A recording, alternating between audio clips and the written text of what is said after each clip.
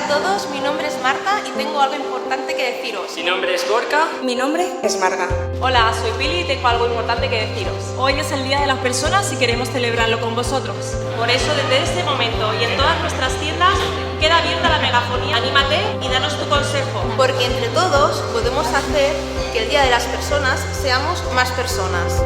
Hola, mi nombre es Judith y mi consejo es que ayudar a las personas que os quieren. Bueno, mi consejo es que debemos perder el miedo a demostrar amor a la gente que queremos. Mi consejo es que valoremos más lo que tenemos en casa y que intentemos hacerles más felices. Aunque nos hagan sosos los macarrones, ¿verdad, cariño?